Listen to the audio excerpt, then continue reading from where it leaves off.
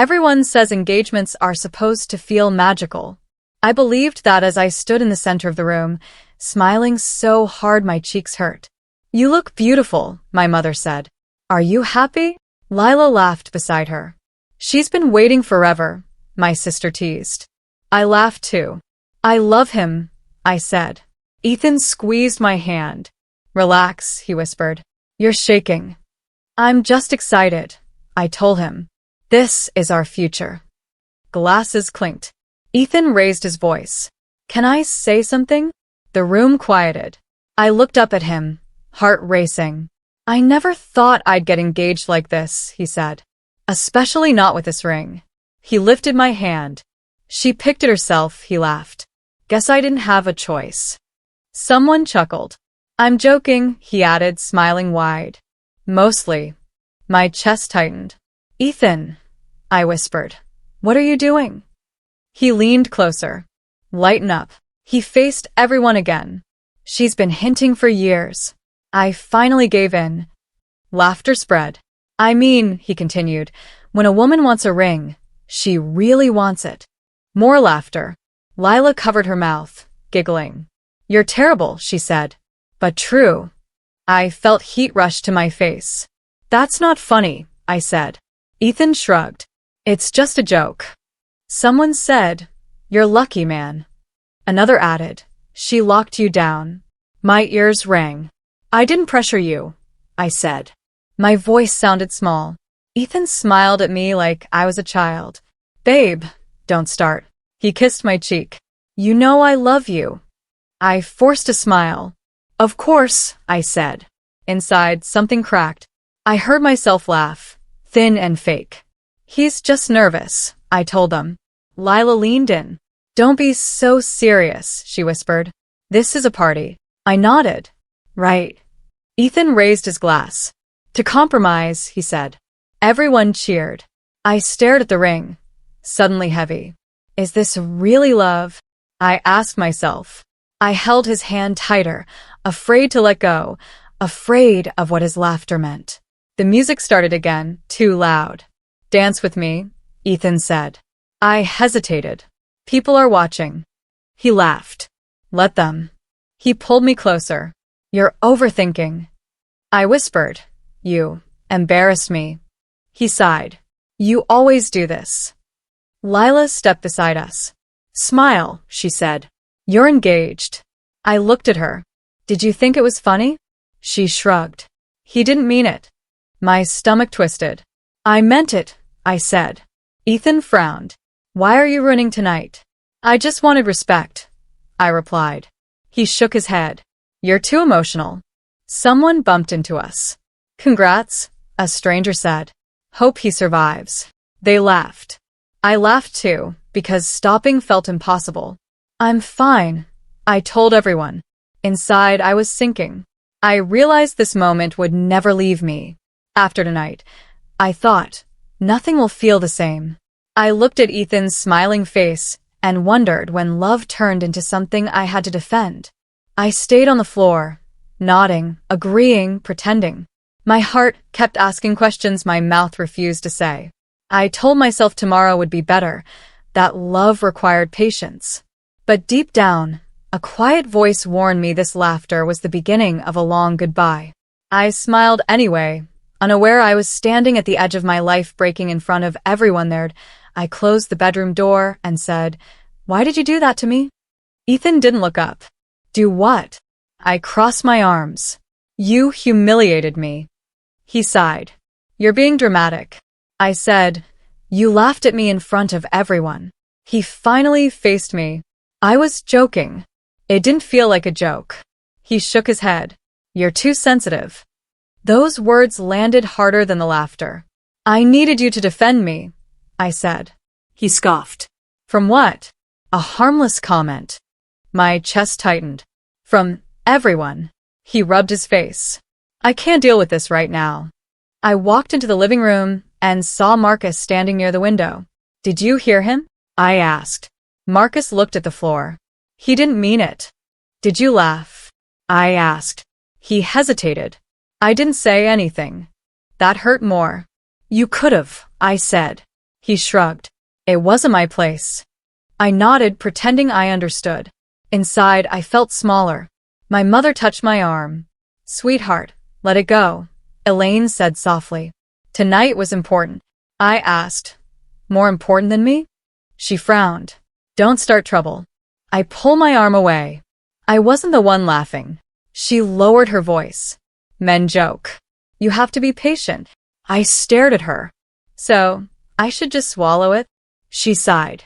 For peace. I wondered whose peace she meant. Lila walked past Ethan, brushing his shoulder. You okay? She asked him. He smiled at her. Yeah. I watched them. Why are you so close to him? I asked. She laughed. Don't be weird. I'm not, I said. It just feels strange. She rolled her eyes. You're imagining things. Ethan nodded. See? Even your sister thinks you're overreacting. The room felt crowded and empty at the same time. I said, I need someone to be on my side. No one answered.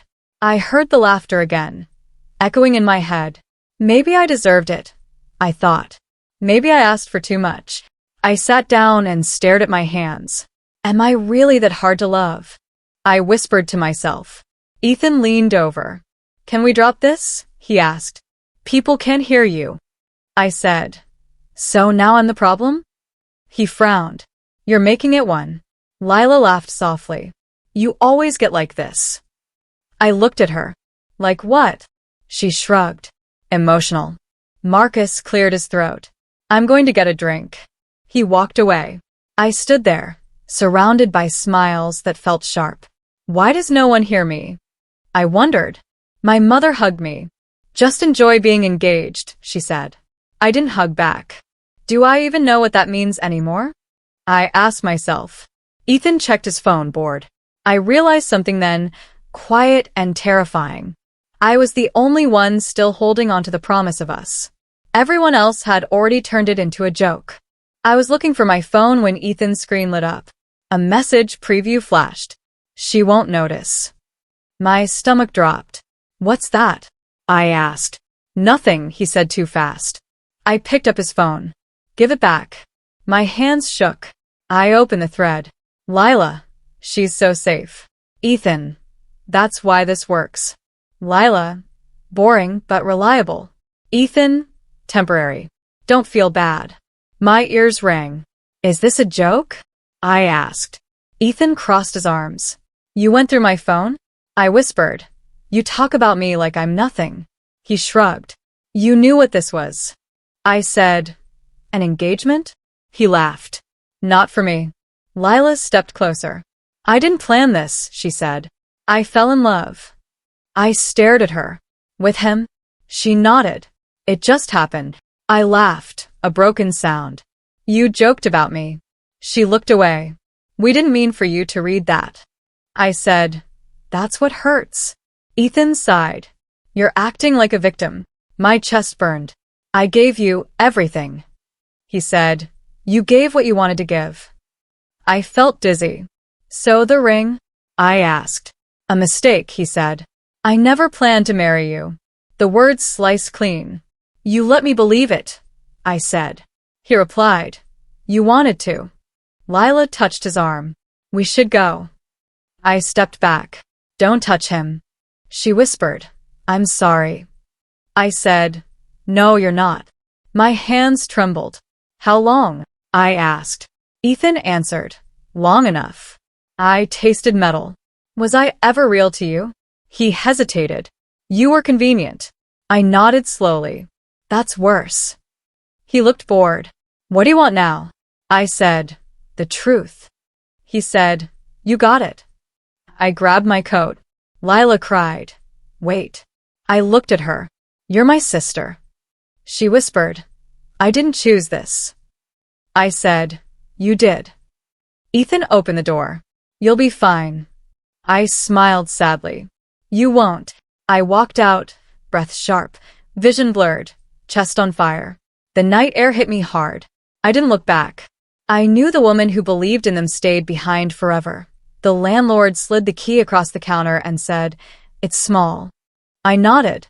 I don't need much. He He looked at me. You alone?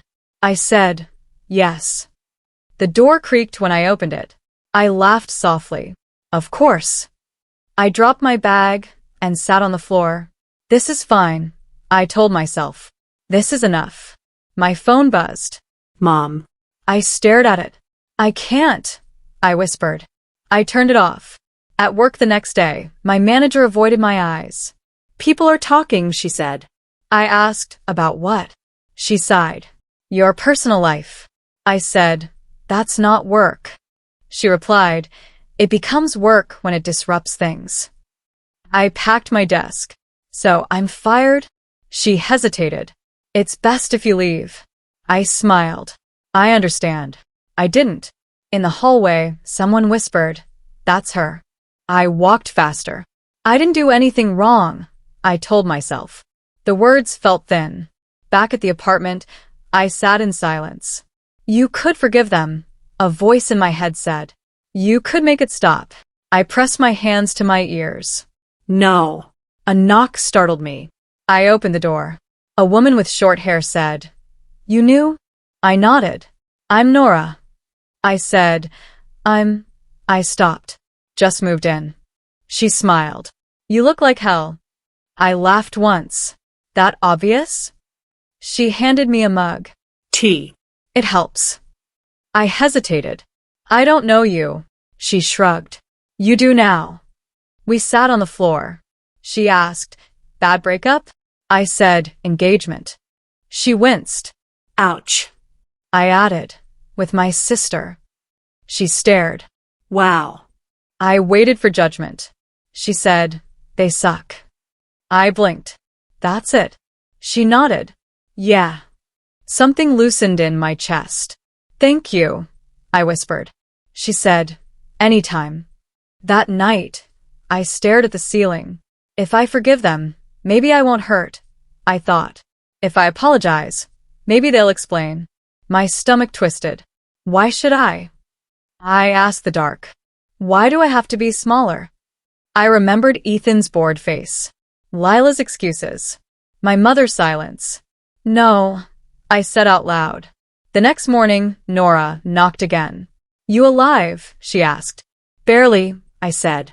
She grinned. That counts. I watched her leave and felt something unfamiliar. Not hope. Not yet. But space. I sat on the bed and made a decision. I won't beg, I said. I won't explain. My voice shook. I won't chase closure. I stood up. If I survive this, I told myself, it will be on my terms. The room was still small. The pain was still heavy. But for the first time, it felt like mine to carry, not theirs to control. I almost didn't answer when my phone rang. It's Richard, the voice said. I swallowed. Why are you calling me? There was a pause. I heard about what happened. I laughed bitterly. Of course you did. He said, I'm not here to lecture. I replied, you left. You don't get to worry now. He sighed. You're right. Silence stretched. I have a job, he said. If you want it. I closed my eyes. I don't need your pity. He answered, it's not pity. I asked, then what is it? He said, work. I scoffed. I don't even know what you do. He replied, logistics, warehouses, paperwork. I imagined dusty rooms and failure. Your company is barely surviving, I said. He didn't deny it. That's true. I asked, why me? He said, because you're capable. I laughed again.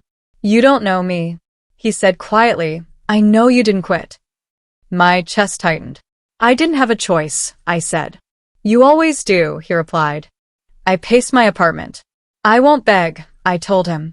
I'm not asking you to, I said, and I won't be grateful. He answered, you don't have to be. We met 2 days later. He slid a folder across the table. Assistant operations manager, he said. Trial period. I stared at it. You're serious? He nodded. You'll fail if you don't work. I asked, and if I do? He said, then you stay. I searched his face. No apologies? I asked. He shook his head. Would that change anything? I thought of all the nights I waited for his calls. No, I admitted. I whispered, I hate needing this. He looked at me. I know. I said, I hate depending on anyone. He replied, then learn fast. I almost walked away. Pride screamed at me to leave. Fear begged me to stay. I don't want to rot, I said finally. He nodded. Then don't. The first day was chaos. Phones rang. A supervisor snapped. Who are you? I said, new. He rolled his eyes. Great. I wanted to cry. Richard passed by and said, figure out. I muttered, you could help. He answered, you don't need me. I clenched my jaw and worked. At lunch, I said, what if I fail? He replied, then you learn. I said, you really believe I can do this? He met my eyes. Yes. No conditions. No jokes. No hidden meaning. Just belief. Something steady settled in my chest. Okay, I said. That night, I stood outside the building. This isn't forgiveness, I told myself. It's survival. I stepped forward anyway. My hands shook, but my spine stayed straight. I don't know who I'll become, I whispered. But I won't stay broken. I walked back inside, carrying fear, anger, and a fragile kind of hope. I was unsure. I was terrified. But for the first time since everything fell apart, I was moving toward something instead of running away. Don't raise your voice, Richard said. Lower it, I replied. They won't listen. He shook his head. They will if you're calm. I tried again. This contract doesn't work for us. The supplier frowned. Why not? I said, because you need us more than we need you. The room went quiet. Richard said nothing. Afterward, he told me, better. I didn't announce promotions. I earned them. You're still here? A manager asked one night. I answered, the work isn't done. He laughed. You don't have to prove anything. I thought. I already did. Richard corrected me often. Facts, not feelings, he'd say. I learned to listen more than I spoke. Power didn't need noise. One afternoon, a man entered the conference room and said, I'm Daniel Cross. I shook his hand. I handle legal risk. He smiled. I've read your proposals. I asked, and he said, they're smart. I blinked. No one says that. He replied, they should. When a client talked over me, Daniel cut in. She's speaking. I met his eyes. Thank you. He shrugged. Respect matters. Richard watched everything. You're harder, he said one evening. I asked, is that bad? He answered, only if you forget why. I didn't. I remembered the laughter, the silence, the night I walked away. I don't need them anymore, I told myself. I need control. During negotiations, a partner sneered, you're young. I smiled. And prepared. He leaned back. You think you can pressure us? I said, I don't have to. Daniel slid papers across the table. Your deadline is tomorrow. The man swallowed. Outside, Daniel said, you didn't flinch. I replied, I used to shake. He said, not anymore. At home, Nora asked, do you miss who you were? I thought for a moment. Sometimes.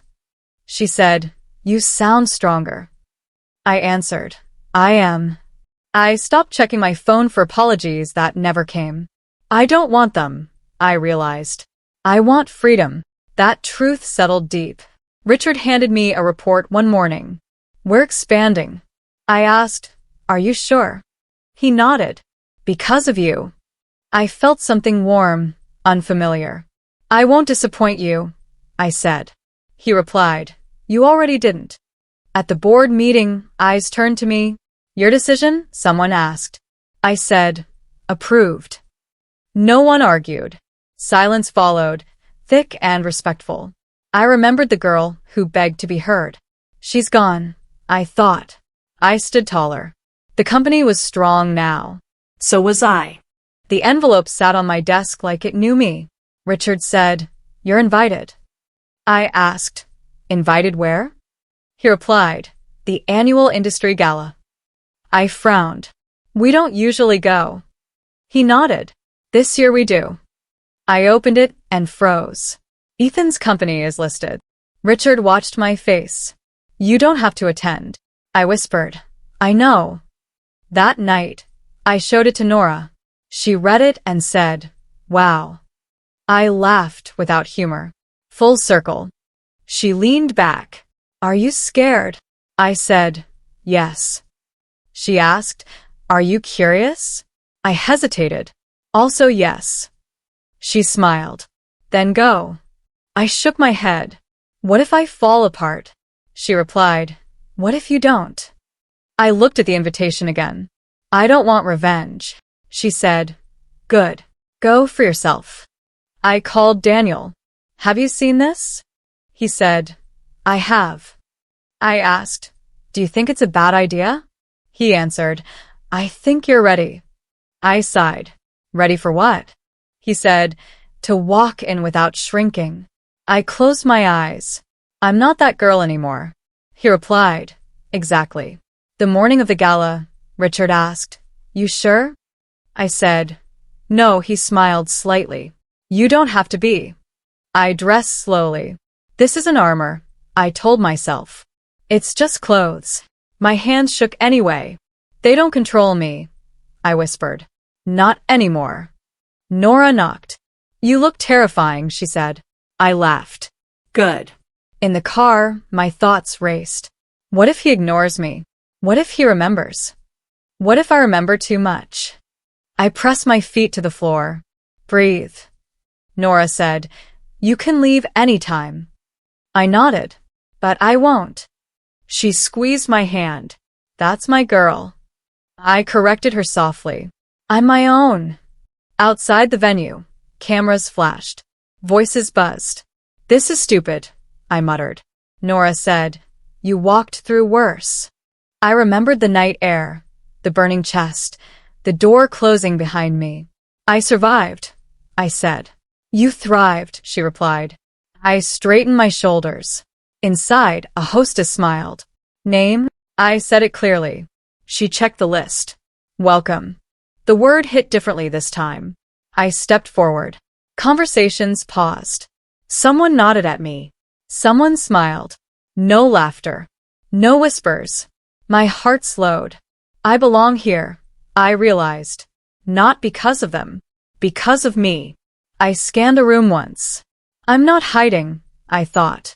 I'm not chasing. I took another step. My spine stayed straight. My hands were steady. This isn't the past, I told myself. This is mine. I walked fully into the light, calm and unafraid, ready to face whatever waited. Ms. Hale Industries is waiting for your decision, a man said. I replied, they'll have it by morning. He nodded. Of course. People moved aside as I walked. Good evening, someone said. Glad you came. I smiled. So am I. My phone buzzed nonstop.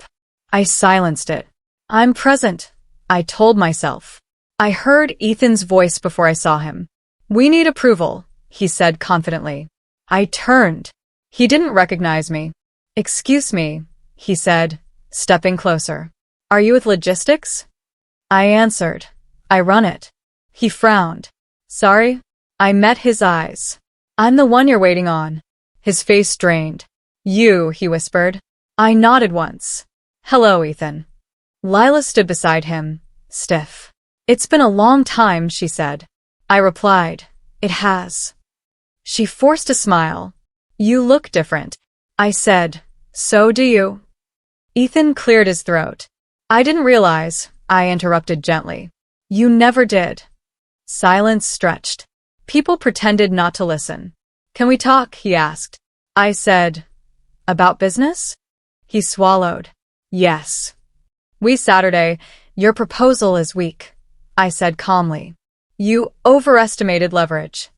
Ethan stiffened. We can renegotiate. I replied. Not tonight. Lila shifted. She's in charge, someone whispered nearby. I heard it. I felt it. This isn't revenge. I reminded myself. This is reality. Marcus approached quietly. Can I say something? He asked. I nodded.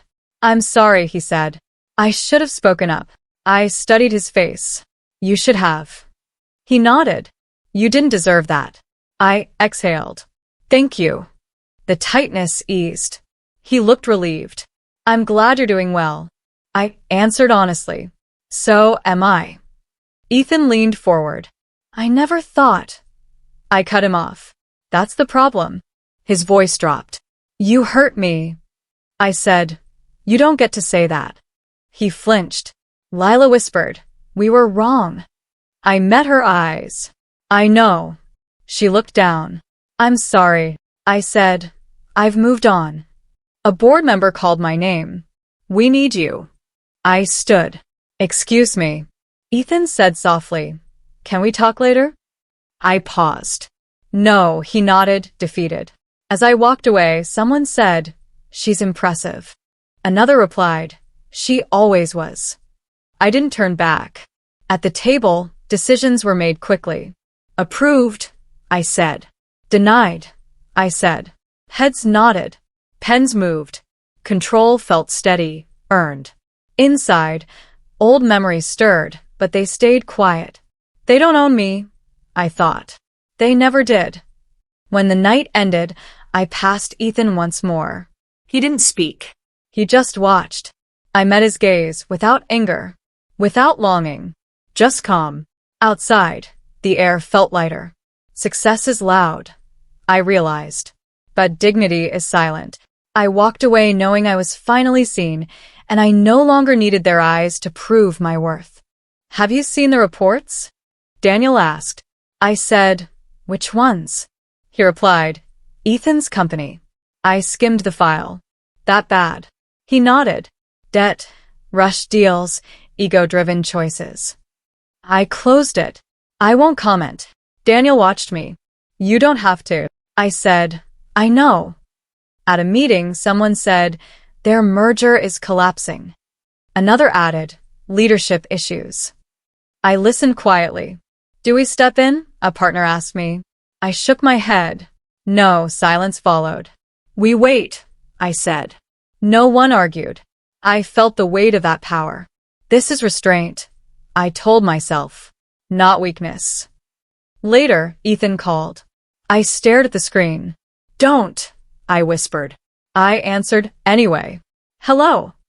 He said my name softly. Can we talk? I replied. About business? He hesitated. About us. I inhaled. There is no us. He said, I made mistakes. I answered, you made choices. He sighed. I'm under a lot of pressure. I said, so am I. He went quiet. At lunch, Lila approached me outside the building. He's changing, she said quickly. I asked, are you? She looked tired. We fight all the time. I nodded. That sounds hard. She frowned. Is that all you have to say? I replied. What do you want from me? She whispered. Understanding. I said, I understand. I just don't fix. She looked away. He's not the man I thought. I said gently, neither were you. That night, I paced my apartment. You could crush him, a voice in my head said. One signature. I leaned against the wall. But would that heal you? I asked myself. I remembered the laughter, the messages, the cold goodbye. My chest tightened, then eased. No, I answered. It wouldn't. Ethan showed up unannounced at the office. 5 minutes, he begged. I said, 2. He looked smaller. I was wrong about you. I replied. You were wrong to me. He swallowed. I miss you. I met his eyes. You miss what I gave you. He shook his head. I regret everything. I said, regret isn't repair. He whispered, is there a chance? I stood. No. As he left, a manager said, should we reconsider the contract? I answered, no, calm. Clear. Final. Outside, rain fell.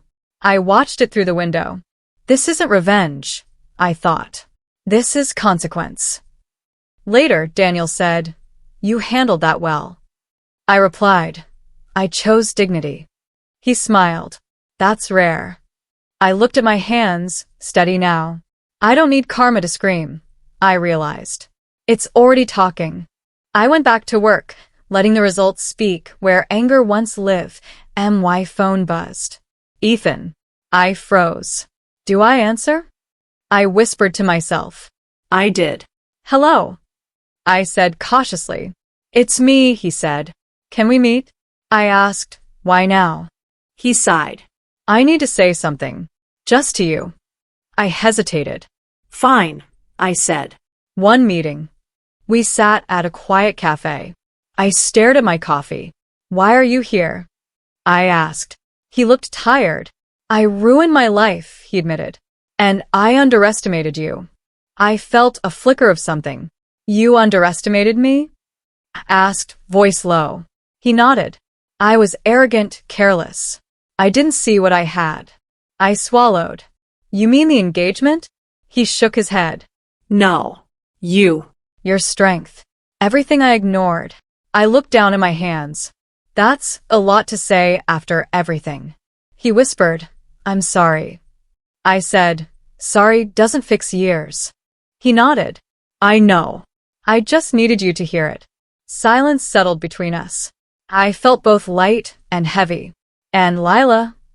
I asked. He hesitated. She tried to explain. I said, "I saw the messages." He flinched. She's sorry too." My phone buzzed again. A long text. "Lila." I opened it. "I wasn't thinking," she wrote. "I made mistakes. I loved you both. I'm sorry for everything." I exhaled. "Excuses." I muttered softly. I closed my eyes. Validation. Relief. Exhaustion. "I feel something," I whispered to myself. "But it's not peace." Ethan leaned forward. "I failed you. I see that now." I said, "You did. And it hurt." He nodded. "I don't expect forgiveness. I just needed to tell you." I felt my chest tighten, then ease. "Then you've said it," I answered. He looked at me with something like hope. "Do you hate me?" I shook my head. No. "Not anymore. I just moved on." He swallowed. "Moved on." I met his eyes. "I survived." "That's different from forgiving. You'll learn that." He said nothing. The words hung between us. I realized closure doesn't come from apologies. It doesn't come from regrets. It comes from growth. From walking away with dignity. I stood. "That's enough," I said calmly. He nodded. "I understand." Lila's message still scrolled on my phone, but I didn't read it again. I slipped it aside. I whispered to myself, "I don't need their regrets. I only need me." Outside, the wind hit my face. I breathed deep. I had learned something vital. The past could speak, but it would not control me. I walked away from the table, unburdened, ready to hold my own life. The boardroom was silent. I looked around the table. Effective immediately, I said, "I'm taking over." A few heads nodded. "Questions?" I asked. Silence. Someone muttered, "We're ready." I smiled slightly. "Good." Daniel leaned back in his chair. "Congratulations," he said softly. I nodded. "Thank you." Richard approached. "You've earned this," he said. I replied, "I hope I don't disappoint you." He smiled. "You won't." I studied his face. "No lectures?" He shook his head. "Just your turn." I exhaled. "Then let's begin." Papers shuffled. Phones buzzed. I felt the weight, but it no longer crushed me. A manager asked, "Should we approve the new budget?" I said, "Yes, but monitor expenses closely." Another spoke. "Expansion plan?" I answered, "Proceed, but carefully." Daniel handed me a folder. "Contracts for review." I said, "Thank you." He lingered near the table. "You've changed," he said quietly. I met his eyes. "I had to." He nodded. "You're strong." I whispered, "Stronger than I ever knew." During the meeting, I caught myself imagining the girl I used to be. The girl who laughed nervously at Ethan's jokes, who froze when everyone stared. I whispered under my breath, "That's not me anymore." The woman at the table now made decisions, commanded respect, and carried herself without fear. This is real, I thought. This is me.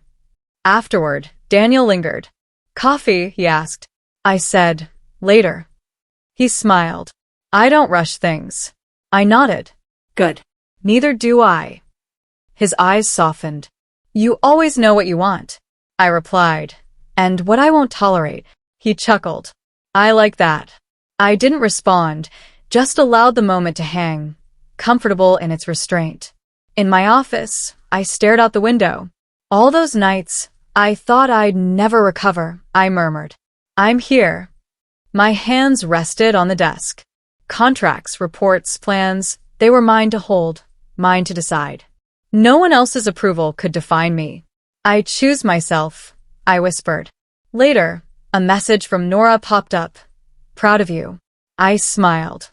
Thank you, I whispered aloud. I reflected on every betrayal, every late night, every tear shed alone. They had built me without my realizing it.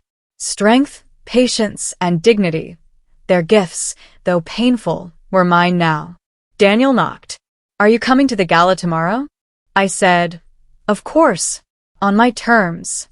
He nodded, quiet admiration in his eyes. I smiled slightly. I don't need anyone to complete me. He didn't reply. I turned back to the window. The city lights stretched endlessly. I'm whole, I thought. I'm enough. And for the first time, I didn't look back at the girl who was humiliated. I only saw the woman I became. I looked at the skyline from my office. The city buzzed below, but up here everything was still. My phone buzzed with messages, clients, partners, even Daniel, but none from Ethan or Lila. I didn't check. I didn't need to. They were ghosts now, shadows in a life I no longer shared with them. Nora stopped by. You look peaceful, she said. I smiled faintly. I finally am. She raised an eyebrow. Not restless? Not plotting? I shook my head. No. My life speaks for itself. I don't need revenge. She nodded slowly. Good. That took you far. I whispered. Far enough. I remembered the laughter, the betrayal, the nights of self-doubt. It all seemed like another lifetime. The girl who cried over a ring, the one who begged for respect, they were gone. This woman sitting here was steady, capable, untouchable. I didn't gloat. I didn't need to. Power, I realized, was quiet, earned and lived, not shouted. A small box on my desk caught my eye. I opened it. Inside, the engagement ring I had never thrown away gleamed faintly. My fingers lingered over it. You nearly defined me, I whispered. You tried. I took a deep breath and slipped it off my finger. The metal felt heavy, then light as it left me. I placed it in the box, closed it, and set it aside. A small click, a small gesture, but it carried years of pain, shame, and eventual triumph. I stood and walked to the window. Daniel poked his head in. Ready for tomorrow? I smiled. Always. He hesitated. You've changed in the best way. I nodded. I learned. I grew. I survived. And I will keep growing. Later, alone, I whispered to myself, I answer only to me now. The city lights reflected in my eyes, steady and sure. I thought of Ethan fading from memory, Lila irrelevant in my story. I didn't wish them harm, didn't need them to feel regret. Their absence was enough. My presence, my life, my accomplishments, those were my answer. I took a deep breath and let it out slowly. I felt the rhythm of my own heartbeat, the pulse of a life finally mine. Confidence settled in my chest, grounding me. I had lost, I had bled, I had learned. And now I was free. I looked at my reflection in the glass. The woman staring back was unshakable, composed, alive.